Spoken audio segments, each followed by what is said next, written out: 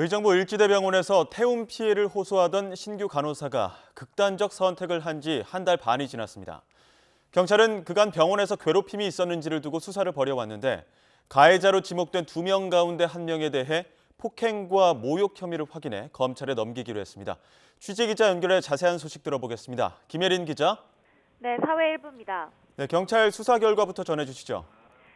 네, 경찰이 오늘 병원 내 괴롭힘, 이른바 태움 가해자로 지목된 선배 간호사를 검찰에 넘기기로 했습니다. 적용된 혐의는 모욕과 폭행으로 태움 의혹이 사실로 확인된 겁니다. 경찰은 신규 간호사 24살 A씨가 숨진 뒤 동료 간호사와 피고소인 조사와 함께 병원 CCTV와 A씨 휴대전화 등을 살펴왔는데요. 그 결과 CCTV에서 선배 간호사 B씨가 A씨의 멱살을 잡는 등 폭행한 정황이 드러났습니다. B씨는 경찰 조사에서 일을 잘 해보자는 취지에서 이 같은 행위를 했다며 혐의를 인정한 것으로 알려졌습니다. A씨가 생전 SNS 등을 통해 선배 간호사의 모욕적인 언행과 폭행에 대해 정신적 스트레스를 호소해온 것도 확인됐습니다.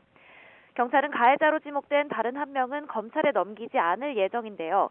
증거가 불충분해 혐의가 없다고 판단했습니다. 앞서 지난달 16일 신규 간호사 A씨가 병원 기숙사에서 극단적 선택을 했습니다. A씨 유족과 동료들은 A씨가 그간 병원에서 태움을 당했을 뿐만 아니라 과도한 업무에 시달려왔다고 주장했는데요. 경찰은 유족 등이 제기한 태움 의혹을 두고 수사를 벌여왔습니다. 그간 A씨의 억울함을 밝히기 위해 애써온 유족들은 수사 결과를 두고 아쉽지만 1명이라도 송치돼 다행이라고 밝혔습니다. 유족들은 가해자로 지목된 선배 간호사들은 사과도 조문도 없었다고 호소했는데요. 병원 역시 태움 진상조사와 함께 징계위원회 개최 여부에 대해 어떠한 사실도 밝히지 않았다고 비판했습니다. 보건의료노조도 경찰 수사 결과가 나온 만큼 병원이 엄중한 조사, 징계 결과를 내놓아야 한다고 요구했습니다. 또 이번 태움 사건은 병원의 인력 부족 문제로 발생한 일이라면서 신규 간호사가 충분히 교육받을 수 있도록 시스템 개선에 나서야 한다고 덧붙였습니다.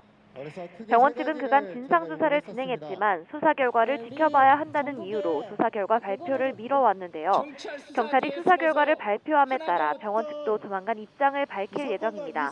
병원 측 입장에는 징계위원회 개최 여부와 조사 결과 등이 담길 전망입니다. 이 가운데 병원은 경찰 조사 결과가 발표된 당일 윤병우 초대 의정부 을지대병원장을 대학 의무부 총장 겸 의정부 의료원장으로 발령했습니다. 임기를 10개월 앞두고 교체된 윤병 원장은 태움 사건이 논란이 된 직후 조직 쇄신 차원에서 사의를 표명한 것으로 전해졌습니다. 지금까지 사회일부에서 전해드렸습니다.